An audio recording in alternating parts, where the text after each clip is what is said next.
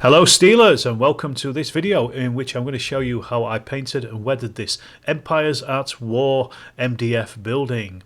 This is a 15mm model, but the techniques that I use in this can be used for pretty much any scale, so from 6mm up to 28mm and beyond if you need it. This is a very nice little MDF building, very easy to put together. There was quite a lot of detail on the building itself and I didn't want to lose that, so I used a few techniques to add a bit of texture to the walls and some more weathering as well, and I'm going to show you how I did all of that in this video, so stay tuned and let's start. So the kit itself was very simple, very easy to put together, good instructions that came with it as well, and I had it done in no time. As I said, there's quite a few little bits and pieces of detail, but I added some, like the base from embossed plastic art, and also the roof tiles as well, which are from a railway modelling suppliers, and I just added those, just a little bit of bits and pieces, just to give it a little bit more depth than the usual MDF.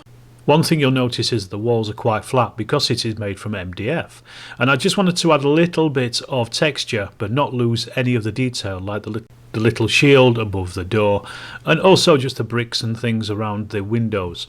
So I took PVA glue, watered it down, and then just with a smallish brush just basically painted this onto the surface of the MDF itself. This took a little while because I was just trying to get around a lot of those details. And then it was simply a case of sprinkling tiler's grout over the thinned down PVA all over the model, as you can see. Now this stuff is pretty messy, so make sure you've got something down on your table to catch it all, because then you don't waste any. And also it doesn't go everywhere as well. And also I was using gloves as well, just in case there was any kind of reactions to my skin for this. But literally just tip it all over the front of the building in this case, and I worked my way slowly around the building, and then just tip off very gently the excess, and you're left with still quite a lot of it on there, but don't worry, because as soon as it's dry we're going to brush that off anyway. And once you've finished, it should look something like this, which it looks a little bit of a mess at the moment, but as soon as the glue has dried, we're going to brush off a lot of that. Leave it for about 24 hours just to ensure that that PVA is completely and utterly dry.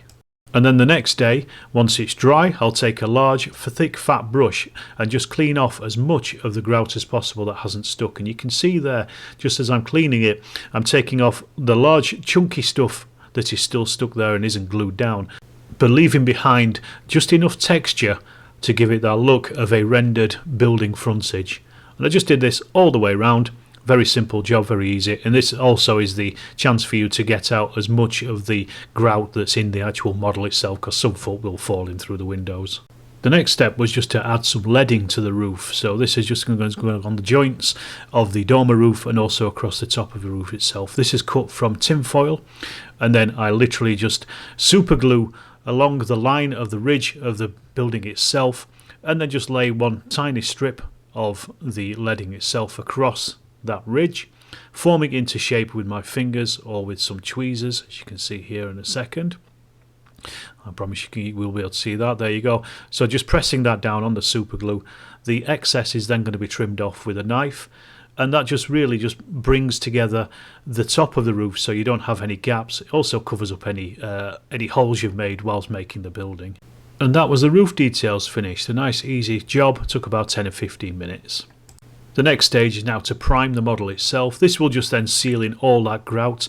I did this with my airbrush and just with a neutral grey, just to make sure that I could put any colours on top. I'm going to paint it white, and I wanted the grey as a nice base colour for that white, because I was going to try to modulate some of the colours and just make a few shades here and there using the airbrush as well. But that's in the next stage. So this again didn't take a great deal of time, just made sure every surface was covered, so you're then sealing in, as I say, that grout, and then we can move on to the next painting stage. With the building being rendered, I wanted that rendered to be painted in a white, but I wanted it to be a little bit faded, a little bit old, slightly weathered, and we can do this with the airbrush. So I basically just mixed up some white paint with some thinners, put it into my airbrush, and then gently went around the entire model. In some areas I did a slightly thinner coat over it, and some areas I did it slightly thicker. With that grey base, it means that you can actually see some of that through the white paint, and that's kind of what I was going for. Like I say, that weathered, old, battered look, really, just as though it had been painted probably only a couple of years ago, but things had started to fade, or it probably wasn't done particularly well at the time. I also sprayed the roof as well with a bluish grey that I've used before, which I quite like for tiles. This is taken from the Prussians Attacking Plants Noir painting, and they're using blue tiles in that particular painting, so I just wanted to kind of replicate that here. And same again, I was using the thin and the thick spray just to give it a little bit of tonal variation on the roof. I also lightened the blue paint as well for the roof, and with white, just to give again another tonal variation on the roof, because you're going to see the roof more than anything else. And I just sprayed this in patches here and there across the roof itself, more towards the top, trying to strike it down a little so it's almost zenithal lighting really, and just picking out very subtle colours across the entire roof and the tiles. With the spray painting done, it was time just to block in some of the details. So this is the windows and the bricks around those windows and the doors. I also painted the interior as well, but I just did that with a brush because I didn't want any of the airbrush pushing the paint out through the windows, so I just did it relatively carefully. And also I went on and painted the base as well. So this was just, as I say, the stage for just blocking in all those little details. Anything that you wanted to paint here, this is where you do it. And this is where the fun begins. I'm using Florrie Washer's Grime, and what I've done is I've just stippled some of it across the top, just underneath the eaves of the building itself, and I've got a large flash dry brush, and I'm dragging it down just to make it look like rain runoff from just underneath the guttering and things, and also, you know, where you would get dirt accumulating, which would then also eventually just seep down those walls. So as you can see here, this is literally all I'm doing, is just dabbing it on at the top of the building itself, and you can do as much or as little as you want of this when it comes to weathering. It's really up to you, and because this stuff stays wet for quite a while, it's quite easy to work with. You can also re-wet it later on and draw off as much as you need, or leave on as much as you need as well. And as I say, it's basically a case of testing it, seeing how it looks. If you like it, add, if you need more, should I say, add more. If you need to take it off, you can just wet it and then just pull it off with a brush anyway.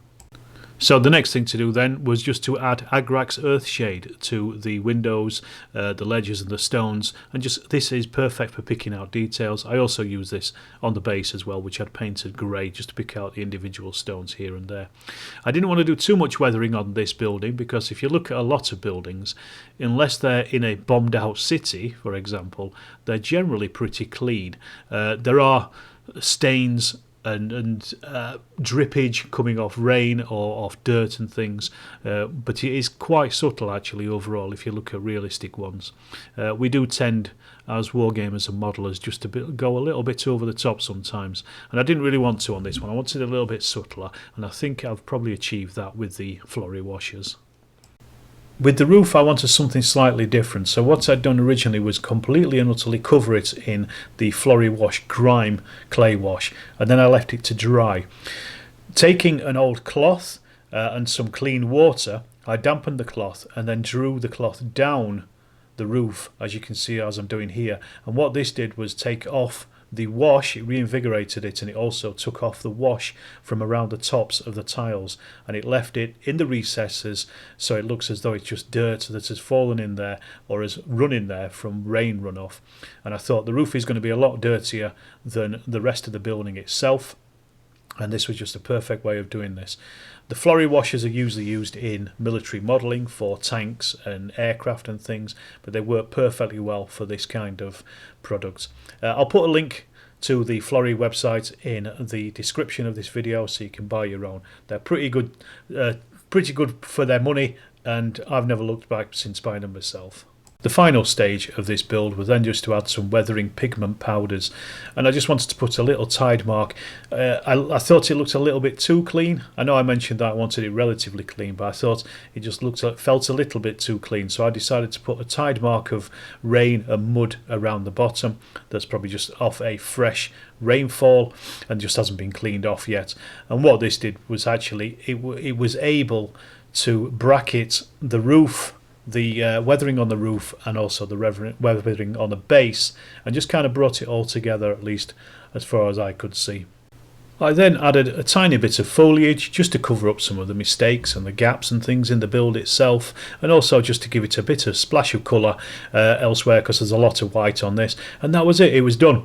Very simple, very easy to do. This was a really nice little building. It just took a little bit of effort just to add a tiny bit more to it, and I think it looks a lot better than it did previously when I got the original flat MDF. The MDF buildings are really nice for this. You can do quite a lot with them, and you could go mad with the weathering, or you could leave it as I have done in some places here. But thank you for watching. If you have enjoyed this, please do subscribe to the channel if you haven't already, and do check out my Patreon as well. All the money that I earn from Patreon goes straight back into creating more wargaming, historical wargaming content for you. So please do check it out, and thanks for watching.